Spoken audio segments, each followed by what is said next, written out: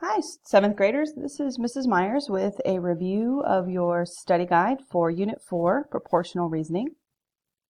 So let's go ahead and look at our study guide and talk about which answers you should have gotten.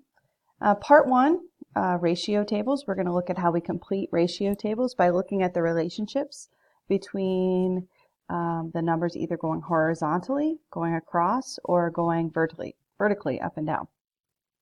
So let's go ahead and get started with the first one. We have two different units here in our table. We have towels, we have blankets, and we're going to look at the relationship between the numbers.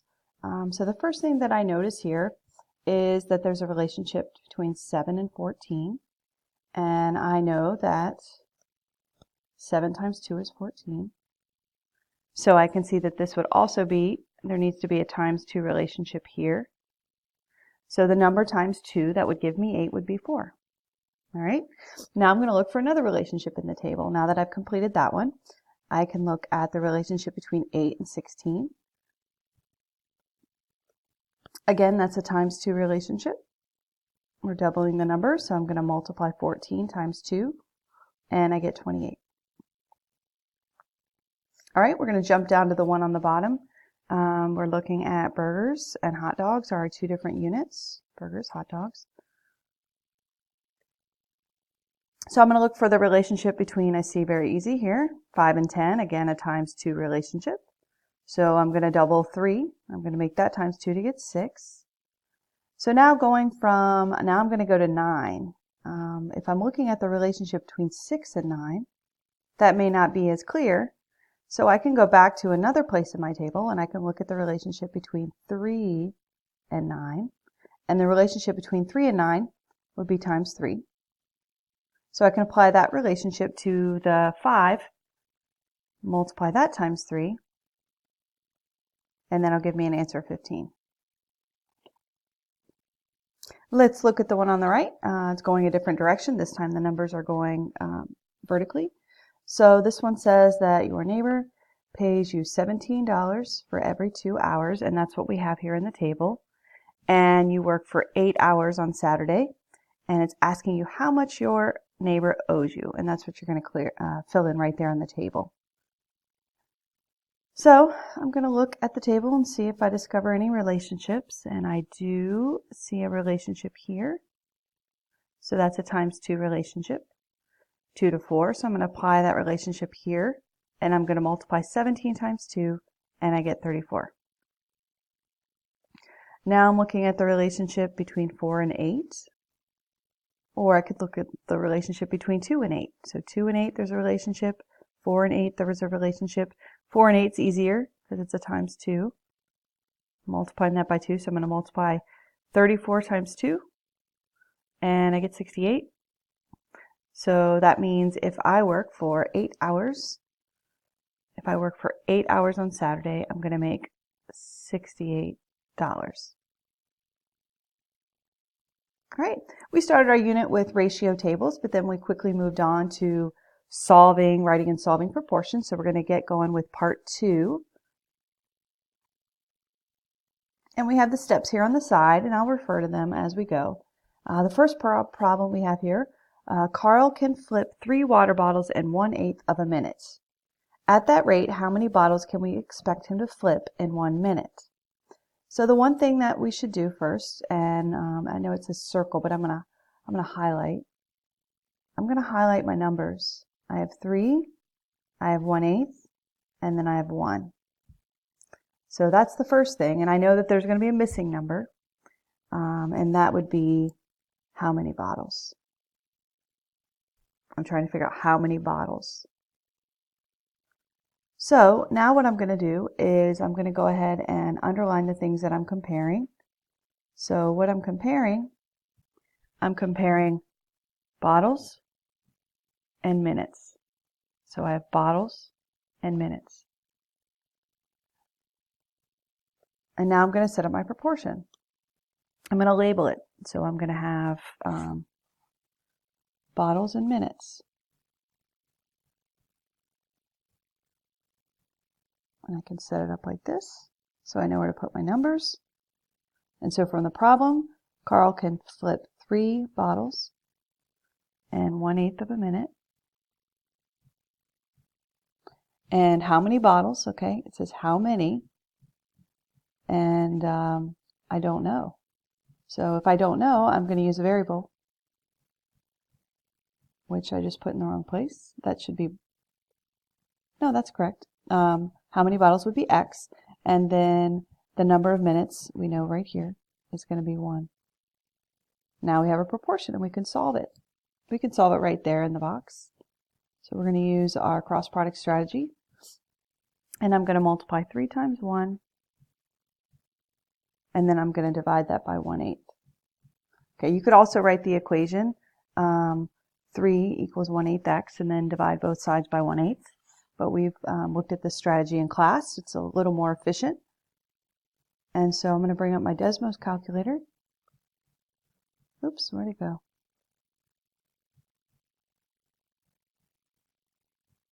And I'm going to do the math. So I'm going to multiply 3 times 1, which is 3. I don't really need to multiply that. And then I'm going to divide that by, I'm going to divide that by 1/8. And you can put your fraction in right here, 1/8. So 3 divided by 1/8, we can see our answer is 24. So we know that X equals 24 bottles. And it's all about setting up your proportion, making sure your numbers are lined up. Units are together. All right, the next problem, a scale model of Washington Monument is 8 inches tall. If 3 inches equal 111 feet tall, how tall is the real monument in feet? So I'm going to start again. I'm going to highlight my numbers. I have 8, I have 3, I have 111, and then I have how tall. Okay, so those are my actually 4 different things. It says 3, but we really have 4, including the variable. That's the unknown number. So now I'm going to look at my units. I have a scale model. I'm going to, let's see, inches tall. So I have inches tall, and then I have feet tall. And how tall is it in feet? And we have inches. Okay, so that way I have my units. My 2 units are inches and feet. So we're going to make our little box here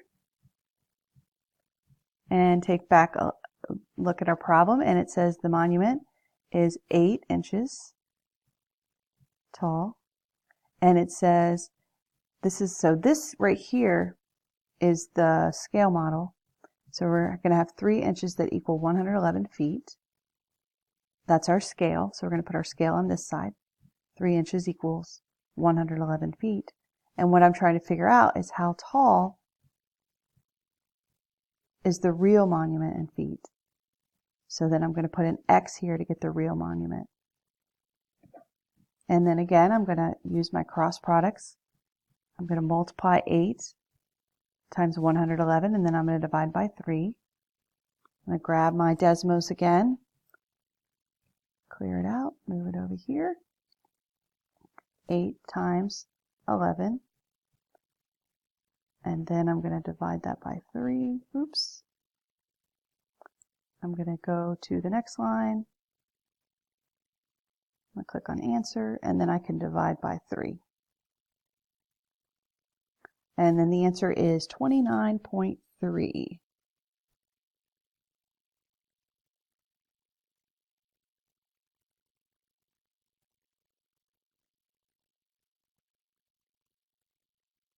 And here you might notice that this doesn't make sense to me.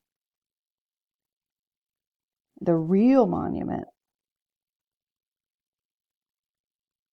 So the real monument can't be shorter, smaller than the scale.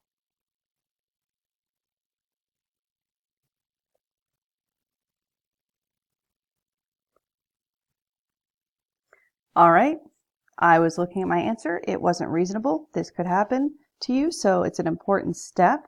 You guys probably already saw the mistake that I made. The mistake that I made is I didn't multiply by 111. I just typed 11 into my Desmos. So if I made this 111, then that would give us 888 divided by 3, which is 296. So I'm glad we caught that. You got to be careful, just like I just made that mistake. It's an easy one to make by not typing it in correctly in your Desmos. So my answer is x equals 296, and I was solving for this, so that's going to be feet. I'm glad we saw that because you got to look at the end of the problem. If the problem doesn't seem, or the answer doesn't seem reasonable, you should go back and check your work like I just did. Sometimes it's you didn't put your numbers in the right places, and sometimes maybe it's some you did when you're solving it. So the next one, the ratio of red Skittles to purple ones is 3:2. If Parker has a bag with 36 purple Skittles, how many Skittles can he expect to have? So we look at our numbers. We have 3, we have 2, we have 36, and then we have how many, and that goes with red. And then we're going to look at our units. We have red to purple, okay, and then we have purple here with the 36, and then the unknown with the red. And let's go ahead and make this match the problem. So I'm going to use the right colors. So I'm going to have, I have red Skittles, and I have purple Skittles. Oops, well, I'm telling you I have purple Skittles. There we go, purple. So I'm going to make my box, and it says the ratio of red to purple is 3:2. So the number is going to be in the same order. The numbers are going to be in the same order as the units are given here, or the types of Skittles. So if it's red to purple, this is going to be red to purple. So red is going to be 3. And then it says the 2 is going to be purple. And then we have 36, and that's purple. So that's going to go on the bottom. And then the unknown value, how many red Skittles, we don't know. So we're going to put our X right here. Now we've set up our proportion. We can solve it. So I'm going to multiply 36 times 3 and divide by 2. And I want to show again how we get that. This is our more efficient method for finding it, but what we're doing is we're multiplying 36 by 6, and we know that's equal to 2x. So if we look at that in Desmos, I'm going to multiply 3 times 36, and I get 108. So that means 108 is equal to, and then I get this cross product, 2 times x, 2x, and then I'm going to divide both sides by 2, and then x is going to be equal to 108 divided by 2 is 54. So that means I have 54 red Skittles. And again, this method here, I'm just showing you again when we write the equation, like right here it says write an equation, that's how you'd write the equation. And what we're doing is we're taking this number, which is the 108, and we're dividing by 2 here, which is the same thing we have when we solve the equation. All right, let's look at the fourth problem. Hank needs 2/3 of a cup of flour to make 12.5 cups of pancake batter. How many cups of pancake batter can he make if he has 6 cups of flour?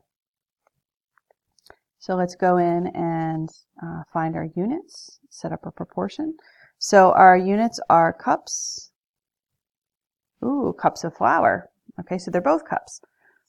So we have cups of flour and cups of pancake. So we're going to label this probably flour and pancake. Cups of pancake, cups of flour. So I'm going to have flour, and I know these are cups, over pancakes.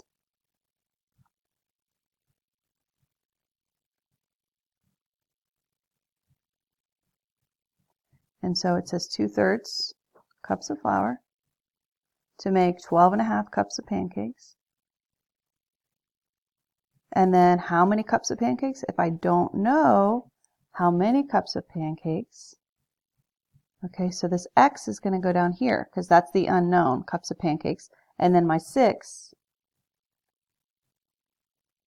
will go on top.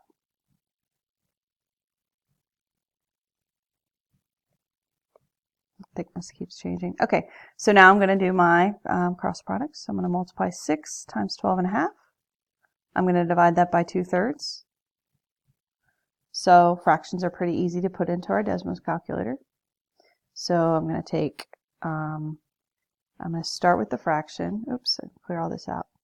Start with the fraction, and I'm going to have 2 on the top, 3 on the bottom. Nope, I'm going to have 6 first. 6 times, and then you're going to put your fraction in first for a mixed number, and we're going to put our 1/2, and then I'm going to stick my 12 in front of it. You could also put 12.5 because 12.5 is equal to 12.5. So that's my first one. And there's a couple of things you can do. You can just highlight that and divide it by 2/3, or you can just go to the next line and then click on the ANS. It brings that answer down to the next line. And then I can say divided by and put in my 2/3. 2/3. And we get 112.5. Okay, and again, I'm thinking, does that make sense? So we started with 2/3 cup of flour can make 12.5, and now we're going all the way up to 6. So that's going to be, yeah, at least 6 times if I round that up to 1. So yeah, that sounds reasonable. So my answer is X equals 112.5 cups of pancake batter.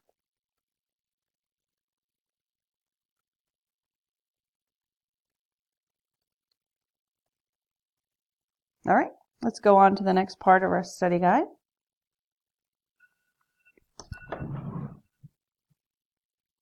So this time we have our U.S. customary system converted to metric system table over here.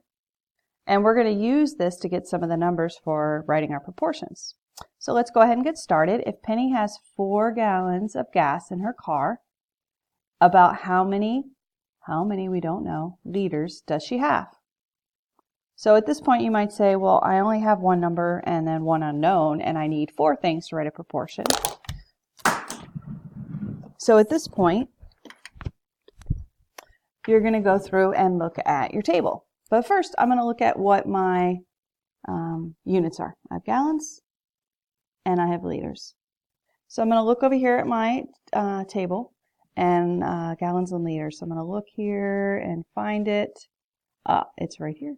Gallons and liters. There you go. So now we have our 4 numbers, right? So we have 4. We have the how many. And then we have over here, we have 1 gallon. And we have 3.79 liters. So our 2 units are gallons and liters. Oops, I'm going to make my box here. And in the problem it says 4 gallons.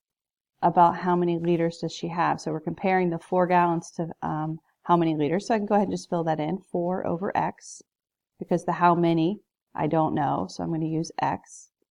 And then I'm going to go over here to my table, and it says 1 gallon is 3.75 liters. So 1 is the gallon, right? So that's going to go on top.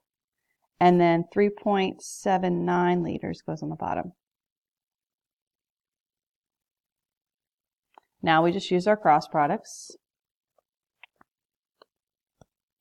Multiply these 2 numbers together. And we're dividing by 1, which means we're just going to multiply those 2 numbers together because we'll get the same answer. So I'm going to multiply 4 times 3.79, and I get 15.16. Think about, is that reasonable? That seems reasonable to me because it's 4 times as many liters as gallons. So my answer is 15.16. So X equals 15 and 1600ths. And let's see what our units are. Units are liters. All right. Next one, Deshaun ran 5 kilometers in a race. 5 kilometers. in a race on Saturday. How many miles? So I don't know how many, right? How many miles did he run? So my 2 units here, you can see, are kilometers and miles. So now we're going to go over to our table. I'm going to use a different color this time. We're looking for kilometers and miles. So kilometers and miles. So over here, let's see, where is that? Oh, right here. 1 mile equals 1.61 kilometers. So my 2 units are kilometers and miles. So I'm going to make my grid here. And it says 5 kilometers. 5 kilometers. How many miles? I don't know how many, so I'm going to put an X down here. For this right side of my table, I'm going to go over here. And I have 1 mile equals 1.61 kilometers. So the 1 mile, look, be careful, it goes on the bottom because it has to go with the miles. And the kilometers, so the 1.61 is going to go on top. So you're going to multiply 5 times 1 and then divide that by 1.61. Move that over here. So it's going to be 5 times 1 is 5. So it's going to be 5 divided by 1.61. And I get a decimal answer. And so I'm going to just round that to the nearest tenth. So that's going to be 3.1, and I'm looking for miles. So X is equal to 3.1 miles, which, by the way, is a 5K, 5 kilometers. That is our 5K. If you guys have heard of people running 5Ks, maybe you've run a 5K. All right, let's keep going. Your teacher, your science teacher, has a 1 to 200 scale model of the Space Shuttle Atlantis. What is the actual length of Atlantis? Okay, so here is our scale. So our scale is going to be 1 to 200. And we need to know the actual length. And then down here, we're given the 19.5, which is our centimeters of the model, right? Down here at the bottom, that's a picture of our model. Obviously, a space shuttle is not going to be 19.5 centimeters. That's just a smaller version, much smaller version of the original space shuttle. So I'm going to set up my proportion. And this time, I'm going to start with my scale. So my scale here, okay, I know that the smaller one is going to be centimeters. They're actually both centimeters because for every 1 centimeter, that's 200 centimeters on the actual. So what I can do here is have my model. I'm comparing my model to the actual space shuttle. Okay, that's how I can label it. And so my model would be 1 because it's much smaller, and then the actual space shuttle would be 200 centimeters. And these are centimeters, so we can mark that here. Same unit. It's a little harder when you have the same unit, but you've got to think about the relationships between the actual model and the actual space shuttle here. So then it says, what is the actual length of Atlantis? So I'm going to put an X here for the actual. And then the model, we have it right here, is 19.5. So to solve this, we're going to multiply 200 times 19.5.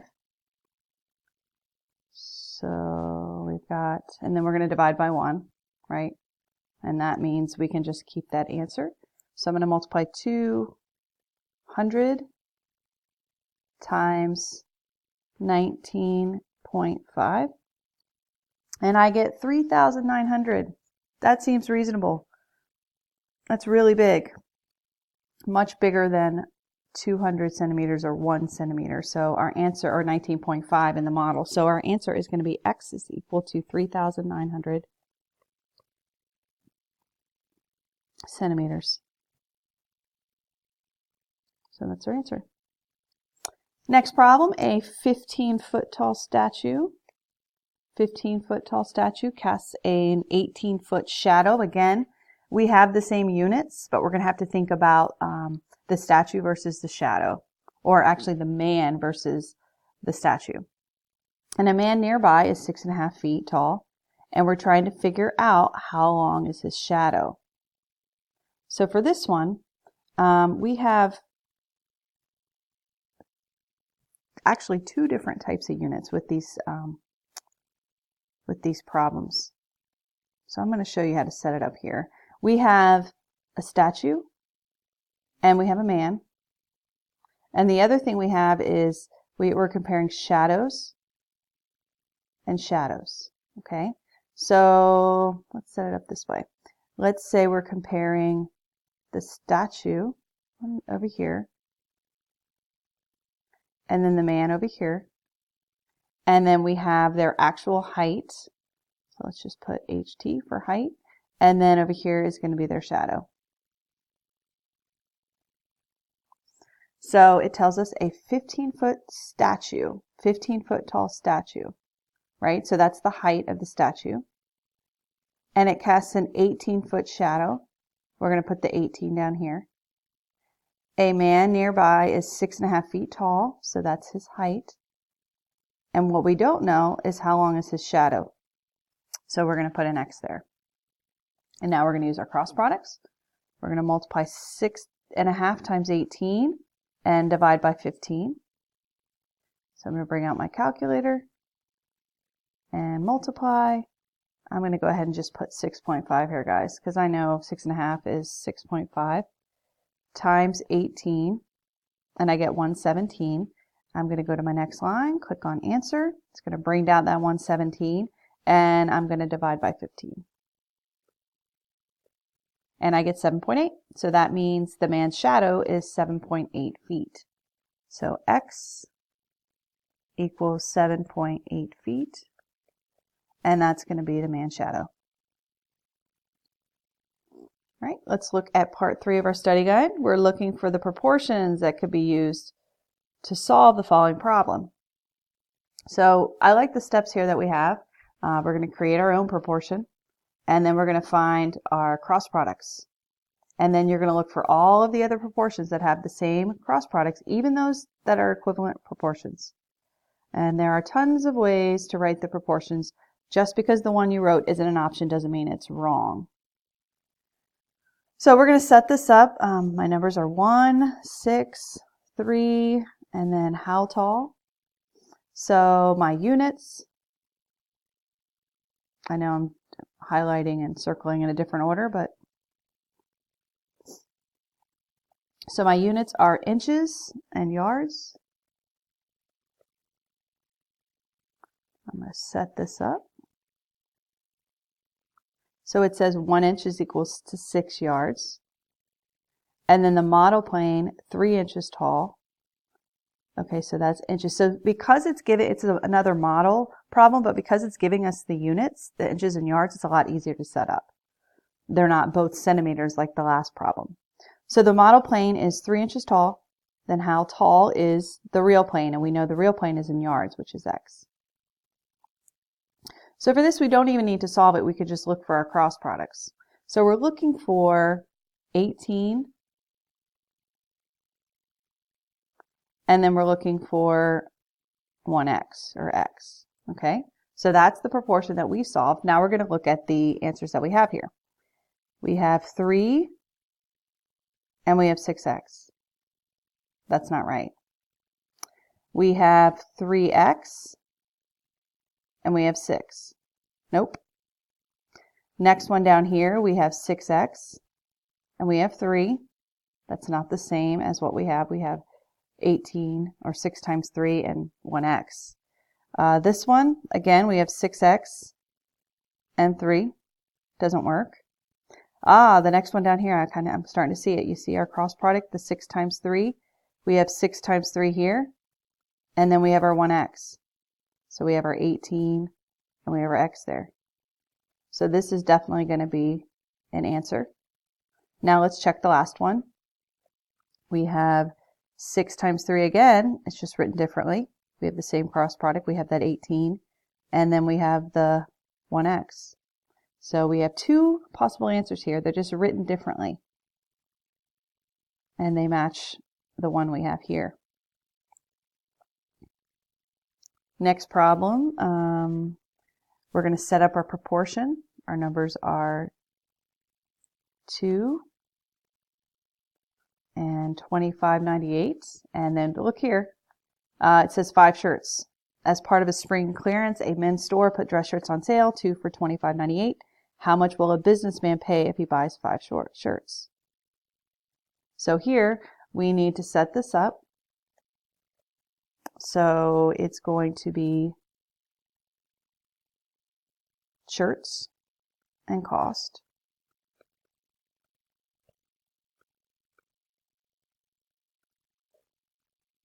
So it says shirts are 2 for $25.98.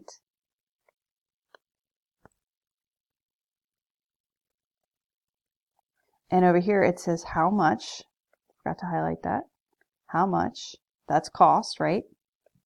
So we don't know how much will it cost for 5 shirts. And again, I'm going to look at my cross products. Now that I've set it up, I've got my 2 units, shirts and dollars. I took it from the problem, and there's my 2 cross products. 5 times $25.98, and then my 2x. So, looking over here, let's see which ones match. Okay, I see this one. 5 times $2.98 and 2x. So that's going to be a match. This one is 5 times 2. So I already know that's not going to match. Over here, 5 times $25.98 and 2x. That's another match. Right here, let's see, 5 times $2.98, 5 times $2.98, 2x. That's another match. So we've got quite a few over here that are going to match. But then down here, you notice it's 2, so that's not going to work. And then we've got 5x, same thing here. So what's happened here is things aren't matched up correctly. That's why the proportion's not going to have the same cross products. All right, so that's how you set up and solve proportions. So let's move on to similar figures. And let's look at the first problem.